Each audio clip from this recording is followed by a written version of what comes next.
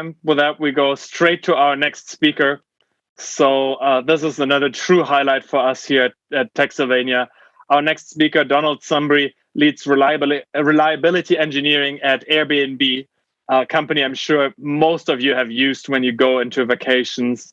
And his team is responsible for the overall reliability of the Airbnb platform and building the tools and processes to support that. But he has a storied career in engineering and in the tech industry. So he has almost 2 decades of experience.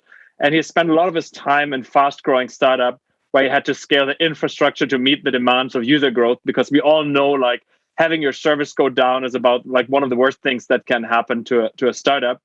But one thing that I specifically liked when doing the prep was like a random bit of trivia that Sumbry is an electronic music DJ and producer in his free time, as getting away from platforms and infrastructure helps preserve his sanity.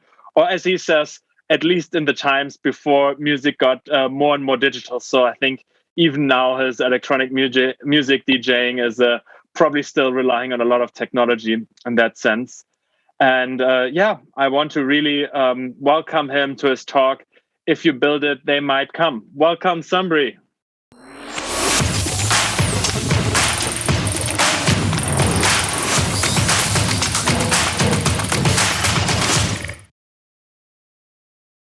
Awesome, and thank you very much for having me.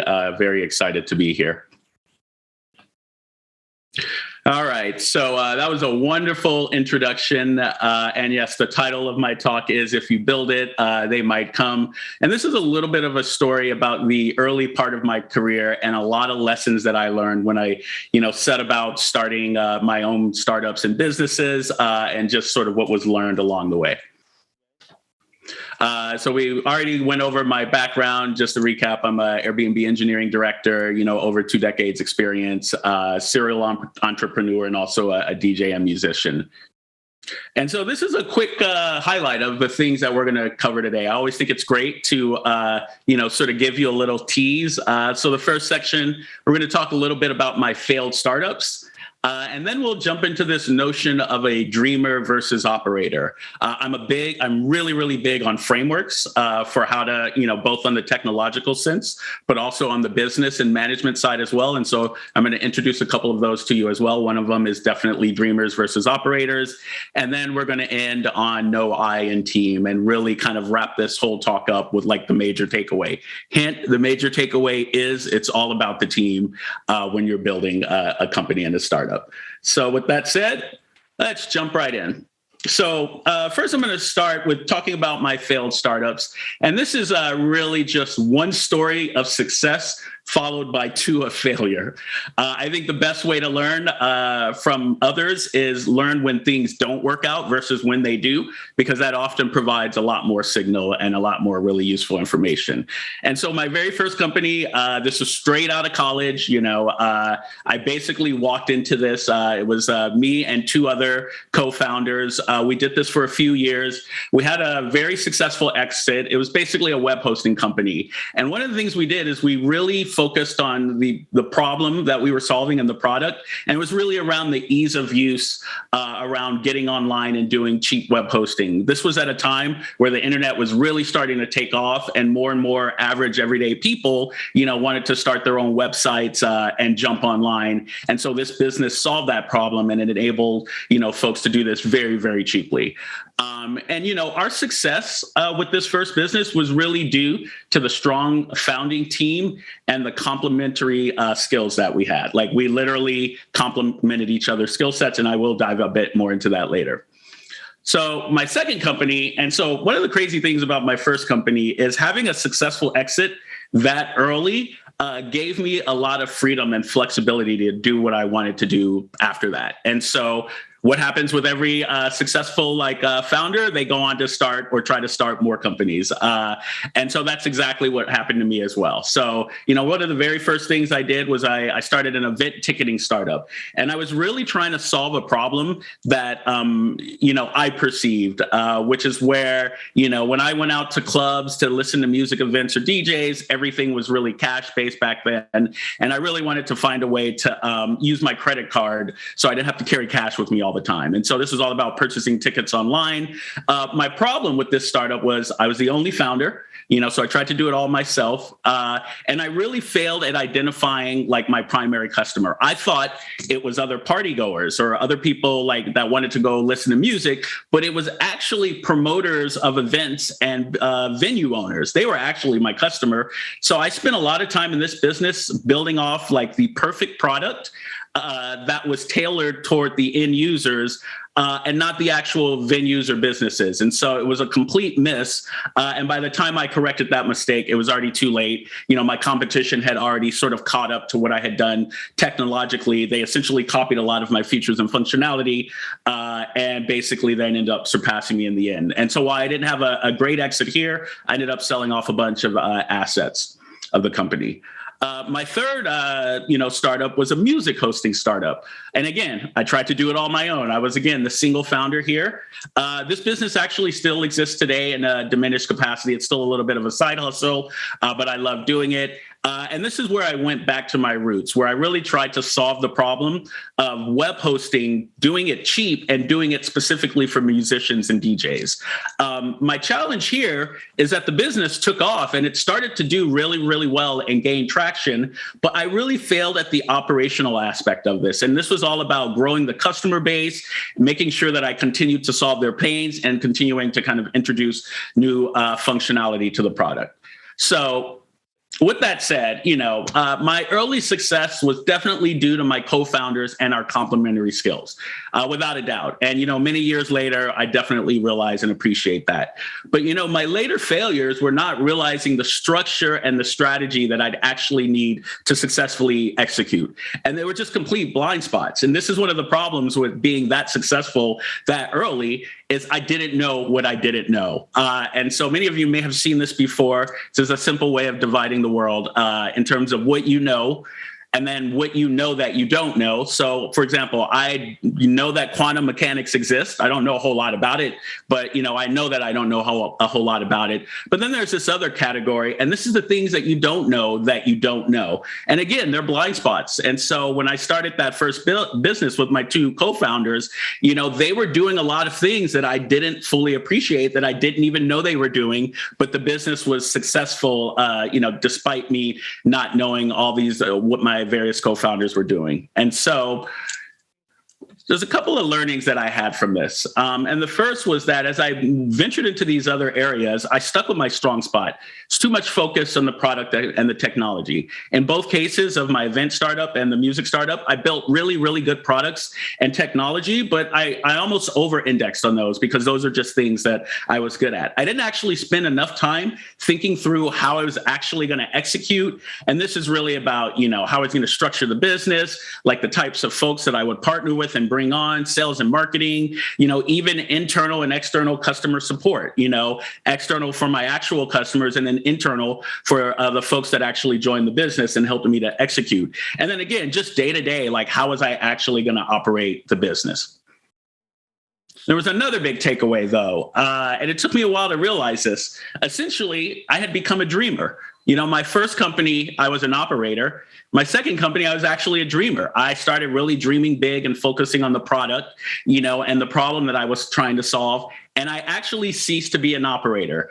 I tried to be one, but in reality, I should have just found one. I should have just partnered with one. And so now we're going to get into this first piece of this framework, and this is really about dreamers versus operators. The dreamer is someone that really comes up with the product vision and basically gets people to follow them.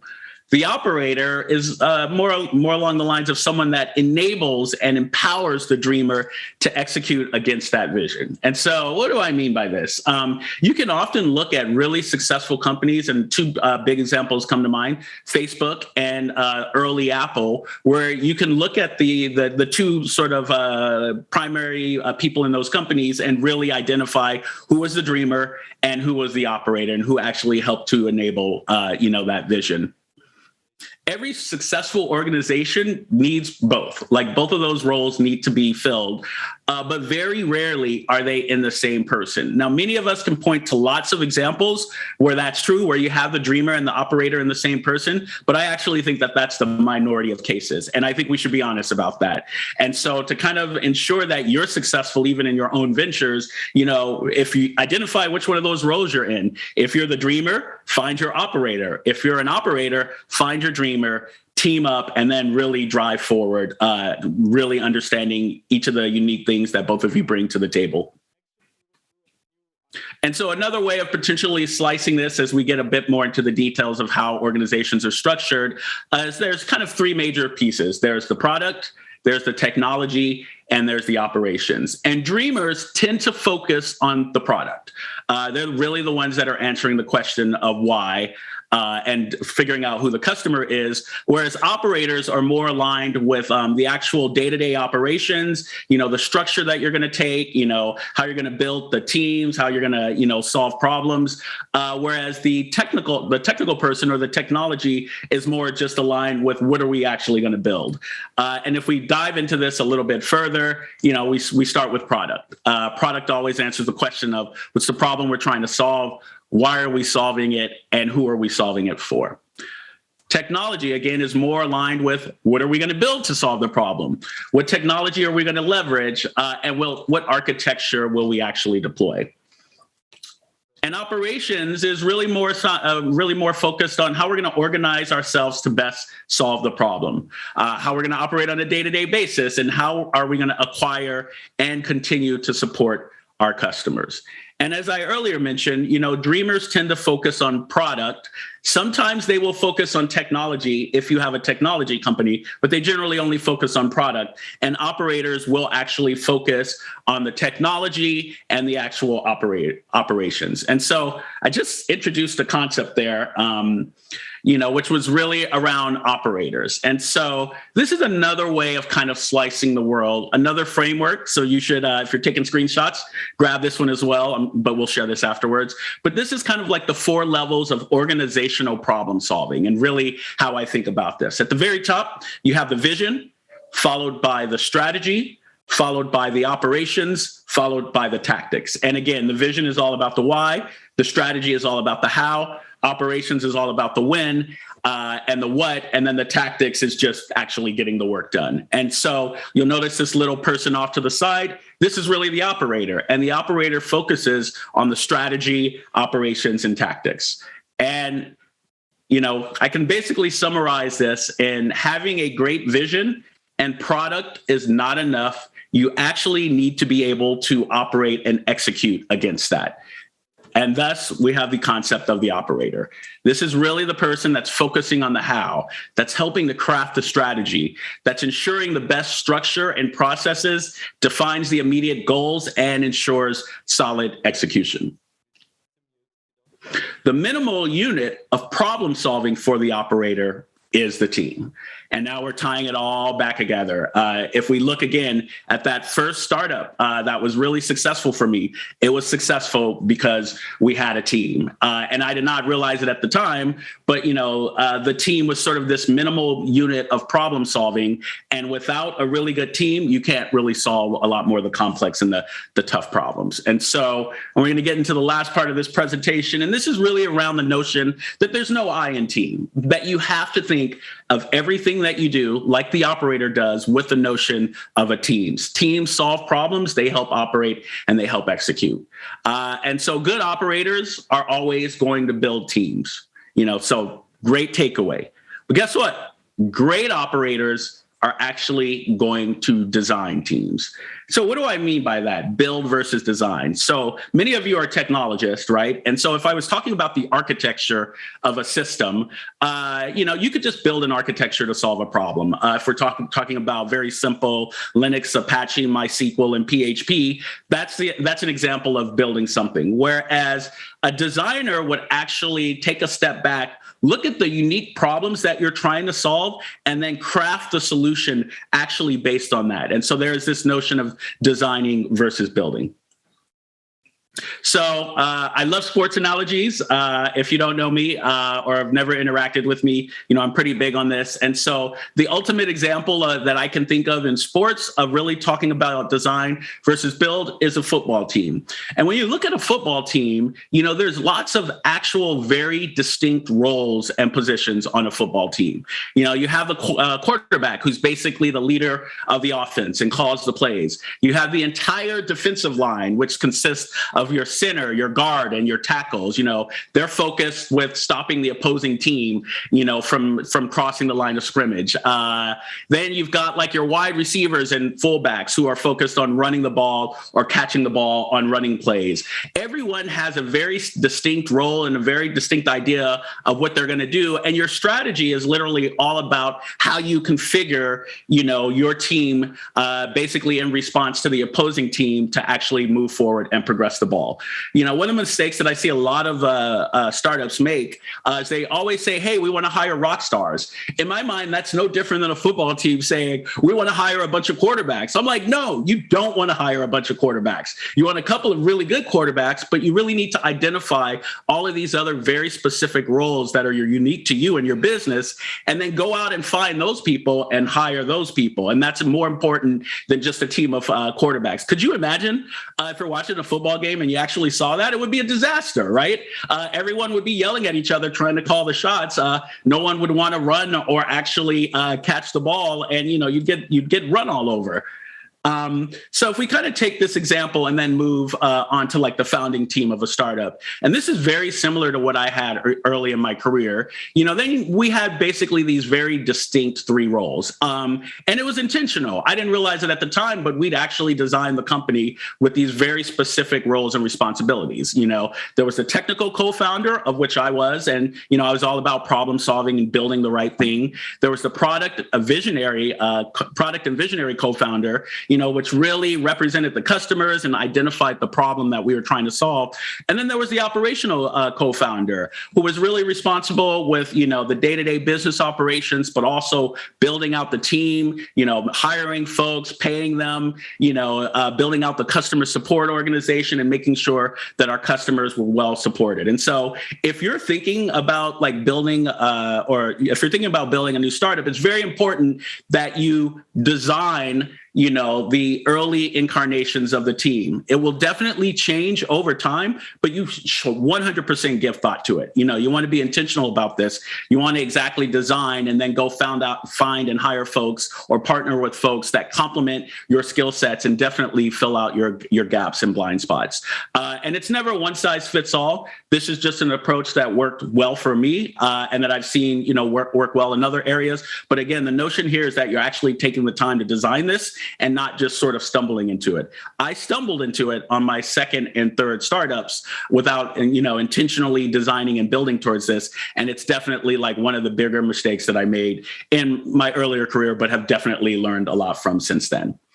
And then, another way you might look at this, the things that you do when you're a smaller company, will change as you grow and expand. And so one way of thinking of that expansion is, again, like the notion of an engineering team. Not quite the same as a founding team. This might be the team that delivers a product or is your core team in, the earlier stages of a startup. And again, this is all about the differing roles and responsibilities. You got your product manager, you got your technical lead, and then you have your engineering manager as well. And each one sort of knows what they're responsible for. They're accountable for different areas, and they basically work together to overall help you get like the best result, for your company. And so in summary, it's really about being deliberate. You have to design your teams. You have to really think about the structure that you're going to take, the processes that you're going to use, the roles that you need, how you're going to divide responsibility, how you're going to like set goals and actually be accountable for those goals, and what you're actually going to deliver. And so again, you need to be deliberate. If you found that you're building something, if you're in the early phase and you haven't given this some thought, even if you're not going to solve all these problems today, you should actually take the time to really think through that and really be deliberate about this design. And I'm going to put a little bit of a star here, because one of the things that I actually appreciate and realize as well is that diverse teams are actually even better. I mentioned this earlier. You don't want a team of quarterbacks. You want to identify all the different roles that you actually need to be successful. And diversity is really one way of covering a bit more of that. You don't know what you don't know. I called that out earlier, but having a lot of different folks with different backgrounds, different experience, like different representation, can really help you expand the coverage of what you don't know, and really help you identify and fill out your own gaps. A note here that, there's always going to be more conflict with a more diverse team, but it's actually going to help you produce a much better result in the process. Again, if you think back to the football example, football teams work well because you've got like a variety of diversity across the board. Not everybody's a quarterback. Not everybody is a 300-pound like defensive lineman either. You have a very diverse set of skills and skill sets, experience and talent, and all of the above. So definitely keep that in mind as well as you're kind of thinking through, how you're building out these teams and how you're designing them. And so at the end of the day, you're designing a football team. That's a takeaway quote. Remember that from Sumbry. You can apply this to any other sports analogy or any other team analogy, but the takeaway here is that you are designing. And so with that, let's have a quick summary. We had sort of the big takeaways, Sumbry's failed startups. I talked a little bit about that. We introduced the notion of a dreamer versus an operator, and really identifying which one of those roles you are, being realistic that it's very rarely can you do both well, and then really trying to find a partner that complements that fills out the gap that you have. And then the last notion we left with is really about team building. Great operators are also intentional about designing teams and their processes. Team members definitely should have complementary skill sets and filling gaps. They should be better at things that you're not. Don't hire people that are good at things that you're good at. Hire people that will help complement your blind spots. And then diversity is definitely a must because it gives you a wider variety of things to sort of rely on, and it helps to kind of fill in more of those blind spots and gaps. And with that said, thank you. Thank you very much. Thank you so much, Sumbry. This was really a fantastic talk. I'm not into football, but I still can follow the quarterback is even easy enough for me to understand. And I want to mention also to our audience that you are kindly agreed to do a Q&A session after this. So for everybody who is eager to learn more about building high-performance engineering teams, which is not consisting of only quarterbacks, but as a much more diverse team, you can hit up Sumbry in 1 or 2 minutes once you had a chance to move over to Hopin. So thank you so much, Sumbry, for joining us today. Thank you very much for having us. This was awesome.